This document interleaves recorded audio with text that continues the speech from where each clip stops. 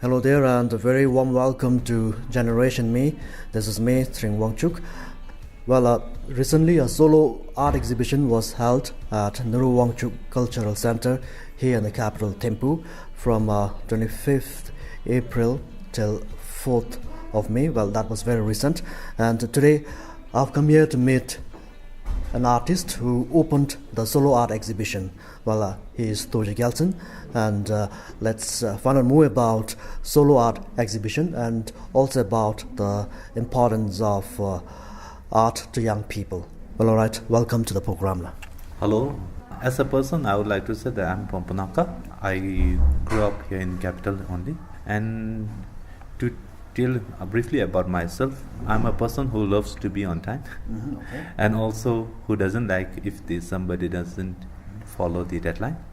So I'm particular about the deadline, and the exhibition that I conducted was well planned, and also that I was able to do on the time. And I love doing the photography along with art. So this is my passion. Tell us about your solo art exhibition. Okay, regarding my solo exhibition, the main purpose of the exhibition was to encourage the youth of Bhutan and also to showcase them how the art can change their life, and also to make them engage in the productive way, and also to shape their life, how the art can shape their life. So in my opinion, I feel that art is the living soul. So this is the reason why I bought this exhibition, in order to show that people of the Bhutan how the art can change their life, and also to educate the youth of Bhutan regarding the importance of the art. So basically the reason for doing this exhibition was that since in this generation most of the youth think that they have to find a job either in the government or in the private sector, but not thinking that they can do on their own if they take art. Because art can be used in the other form also, using it as a tool to encourage doing the other things, be it like in doing our own business or doing other things. They can really do in a creative way compared to the other people. And also the art being the very new in Bhutan, the culture is very new, so most of the people don't realize the importance of art. But in my opinion, I feel that art is very important and is the living soul, because the history can be told through art, and it can be understood by everyone, be it educated or the uneducated, because it's in visual form, so it's very easy to understand. So I feel it's very important. Anyway, how informed are the Bhutanese society when it comes to art? In terms of I would say there are two types of art in Bhutan at the moment: the contemporary art and the traditional art. The traditional art has been in Bhutan since 16th century, I guess, more than 400 years old now, and it has been known to the most of our Bhutanese, because it is a traditional and it is the mostly that has been seen around. But whereas the contemporary art is very new, I would say, it just started maybe in 90s, and the 1998, myself along with the few students and the three founder, the Ajakama, the Purba and the Rajesh, they were the founder who has initiated to bring our center where we can learn a contemporary art. So from that onwards, I think that the contemporary art has been come into Bhutan as in a bigger picture. Before that, I heard that in 1990 there were few people who were doing that contemporary art. So I would say it's very new, and the people don't know how to appreciate the art at the moment. So this is something that we really need to educate. And the reason for the exhibition that I have done is that also because it's very new, so people don't understand how to appreciate the art. So this is the reason. But what about traditional art when compared to contemporary art? In terms of the traditional, that the people are aware of it and they know it, and also in traditional, most of the traditional paintings are based on our Buddhism, and so that's why it is known to all and it has got the meaning in it. But in terms of the rules and all, it has got a strict rule in it for the traditional. So they are bound with the rules, and they have to follow a strict rule whenever they do it. And in terms of the traditional art, the artist don't have a freedom to sign on the painting, though he can excel and his work is very fantastic, but still they won't be allowed to do their signature on it, which is very sad part, so that their work is never recognized. And after their death also, if the art is very nice, but it cannot be recognized because there is nothing that is written on it. So this is something that different from the contemporary. Whereas in contemporary art, we got a freedom to express our feelings, and also we can show the feelings of the others, and also the surrounding where we live can be clearly shown in the painting. So, how important is freedom to artists? I think it is very important because art is all about the expression, and also it's a living soul. So if you don't have a freedom to express, I don't think that it is a complete art, because one has to put his soul into the painting, right? Okay. So whereas that if you don't have the freedom, how can you put the soul in it? Okay. So you cannot express it what you feel inside, and also the painting is, I feel it's an incomplete without the expression you can put into it. Okay. If you could tell me more about living soul, can you explain what living soul really means? Okay, living soul means, to me, what I understand, the painting that has been done more than a century is still alive, and you can know the history about all these things, right? Say that today I have done a painting, and after maybe 50 years I might be dead, right? Then my paintings are still alive. Okay. And whatever that I've expressed on it, it is still alive, right? All right. So this is a living soul, I would say. And whatever that the past is shown clearly on the picture, which is a living. So though I'm not there, still my painting is there, right? And aware that I have expressed my feelings, and people can know that after 300 years or maybe after 500 years, when somebody, our younger generations, look at the painting, they know what type of situation was there before, and all these things can be explained to art. This is a living soul, I would say. And also because I have put my soul in it, right? So that is the living, because I am dead, but my soul is still alive. So this is the living. All right, thank you very much for the explanation. That was really interesting, living soul. Anyway, let's come back to your solo art exhibition at the Nehru-Wangchuck Cultural Centre. Well, what were your expectations from your recent exhibition? Regarding the expectation, my main motto was to educate the youth of Bhutan, and also to educate the society of Bhutan. So this was my main motto, and I would say that I was able to accomplish that, because firstly, there were a lot of the medias were kind enough to do a coverage on it. So where that the mass has been informed about the contemporary art, and also the encouragement on the art, how it can be encouraged, and also the number of the visitor to my solo exhibition the number turned well.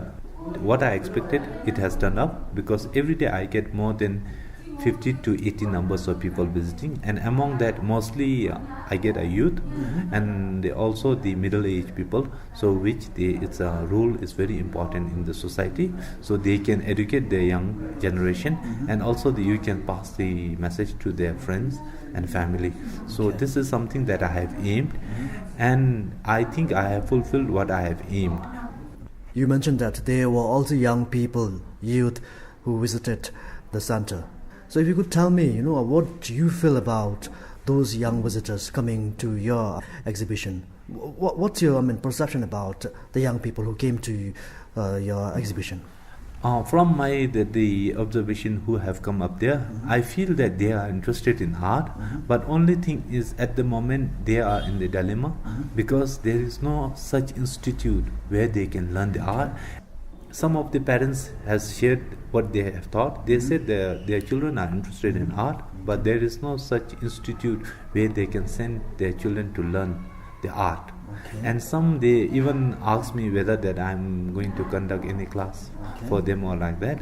So in that case, I mentioned that I have got a plan to do along with a few of my friends. We are thinking of starting a class on a weekend. Did you happen to talk to these young people? Yes, I did talk to them, and some they were asking how they can do this type of work. Then I said that you need to have a patience, firstly. Secondly, you need a practice. Okay. So these two things has to be there. And also I talked with a few of the parents and I said their children, some they are interested and they said that. And I said that you need to encourage them because we need to just explore our artistic instinct in us. If I give my own example, till class 7, I was not able to do any art, to be honest. When I reached class 8, my class teacher was the first to bring that my artistic skill out. Okay. So I was enrolled in his class and I saw him doing painting. I was so interested and he gave me an opportunity to do along with him. Okay. And he saw that there isn't some that the skills in me.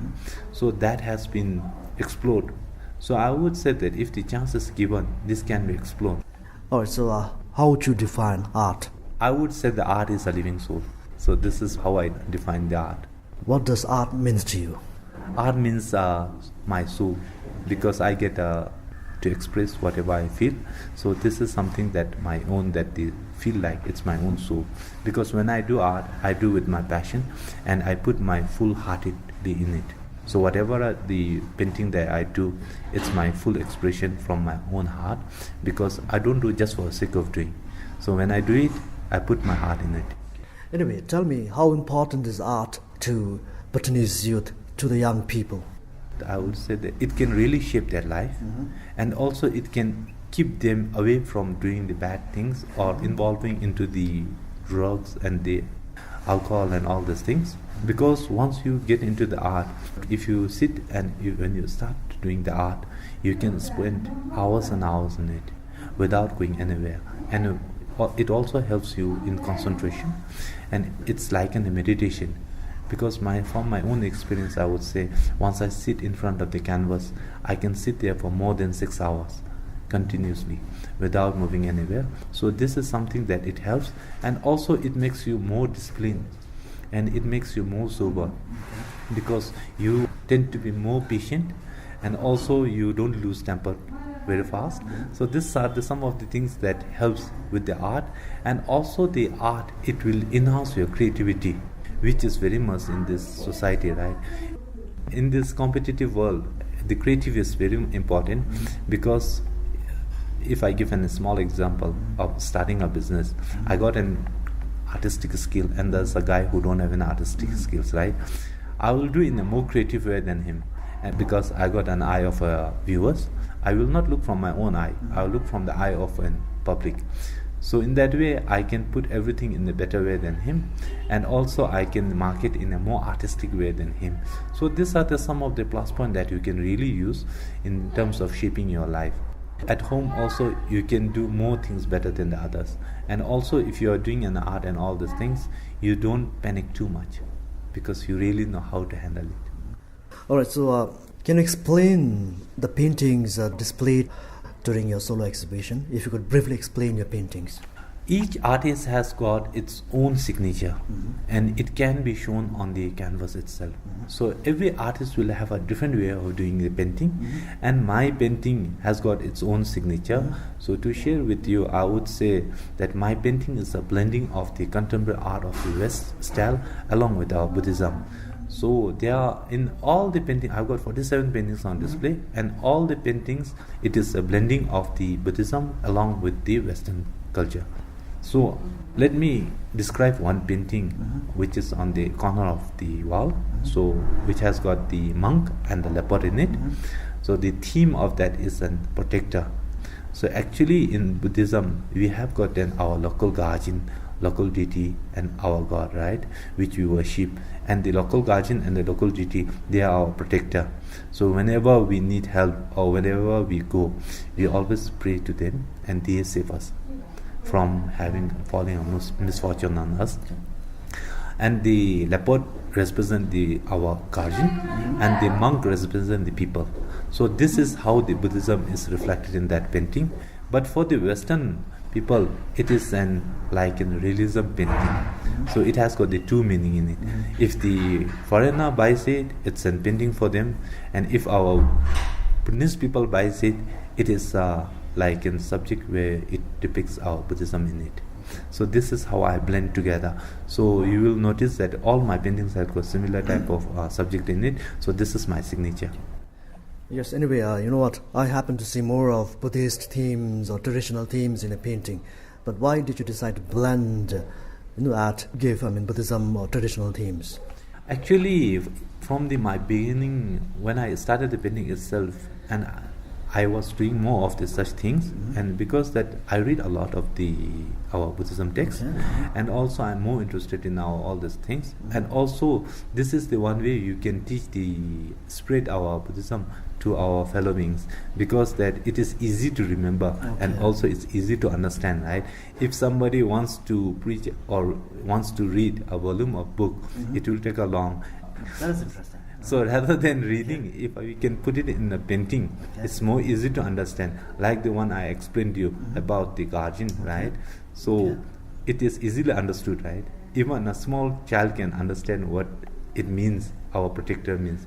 So if we can make a story and tell to our children, saying that our guardian follows us everywhere we go, like the leopard, and we are like the monk. So if you pray to it, it can be there wherever you are to save you. So this is easy to understand, right? Than the reading a whole volume of text. So that's the reason why I put it like that. And most of the time I do like that only. Anyway, do you think it will be easier for all the people to understand what the paint depicts without the explanation? Yes, most of the painting it can be understood because it's directly there's a subject, and you know that we all are Buddhist, and we know that there is behind our mind there is something it has been already taught and has been heard. If it is not taught, also heard. Because last time when I was displaying, there are a few of my friends who came up, and I haven't put up my theme on it, but they were understood that there is something related to like this, and they were asking me then some of the things they understood before looking at the theme. So it is more easy to understand. Whereas in terms of the abstract, there are few things it cannot be understood, because abstract is the painting where you need to conclude by yourself. So this is a bit different. But each viewer has got its freedom to conclude what the painting is all about. What if the viewers have a different idea about a painting? Will it be okay for you? Maybe, after all, once you display the painting, for example, if I look at one of your paintings, I may have a different concept. I may try to give my own interpretation to it. Is it okay for you? Yes. Because the painting, in one painting, there is not a subject that is bound to one it. I paint with my own theme, right? That's what the artist thinks about it. But each viewer have got its own freedom to think and interpret in its own way. So this is something that you can do it in the contemporary art, whereas in our traditional we cannot go, right? Anyway, tell me, how long you have been painting? I started painting since 1998. Now it's more than 18 years doing a painting. Can one make a living as an artist in Bhutan? I would say no at this present time. Just taking art as a profession is very hard to make your living, because initially I mentioned you that art culture is very young. People don't understand it, so it's very hard to make a living, I would say. But you can use that art as a tool in other field in order to make your living. Well, you have been doing it for very long. For 18 years you have been doing it. I'm sure you must be much aware about the market situation. If you could briefly tell me the current market situation in Bhutan. I would say when we started in 1998, when I joined the art at the field, and during that time there was not much market, and till 2005 the market was very small. The most of our buyers were only the tourists, and the Buddhist people didn't have much that the knowledge, and also I think there was not much that the painting seen around. But after 2005 the trend has changed a bit. Now few of our Buddhist people are also interested in buying art, either for the decoration at home or to give as a gift to the people. And during in promotion, wedding, some people they buy it. And I would say that it will change, and we are hoping to have more and more of our local buyers than the foreign tourist buyers. So compared to the 90s, do you think the market has improved? I would say improved, but not drastically, but it is getting better compared to the... There's a change. Yeah. As an artist, what do you think the government should do to promote art, especially among the young people? I would say that in order to encourage the youth to engage in the art, firstly, I would say they need to be supportive, like for conducting an exhibition like what I did. So if there are more artists coming up with these ideas with their work, the government should encourage them by supporting them. And also secondly, because in Bhutan there is no such institution we can enhance our art, right? There should be an institute where it can be taught, and also where they can accredit, certified. Because if I want to go and pursue my art career, I need to have a certificate, right, which is certified by the institute, which government doesn't. In Bhutan there is no institute. And also if I want to apply for a scholarship abroad, they always look into the paperwork, and which that we don't have at the moment. So if there is some that accreditation of the art institute or like that in Bhutan, it would help. And also there should be an agency or an office where we can go and seek for the scholarships or any type of that the enhancement course which is offered outside Bhutan. Well, if you could tell me what kind of support you receive from the government to open this solo art exhibition. I got a support from the Department of Information Media under MIC. So they were kind enough to support my work, and they have supported me in bringing out the solo exhibition. Firstly, they provided the hall free, talking with the Nehru-Wangchuck. Then secondly, they helped me in printing my catalog and also doing a publicity in the medias. So this was very kind of them.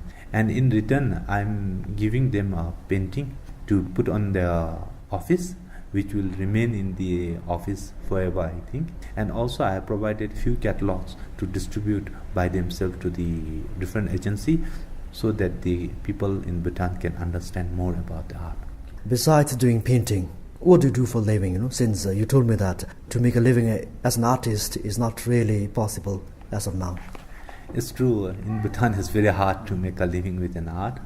So aside from the painting, I run a travel agency, because just to sustain on the art is very hard, and to live in the capital is very hard too.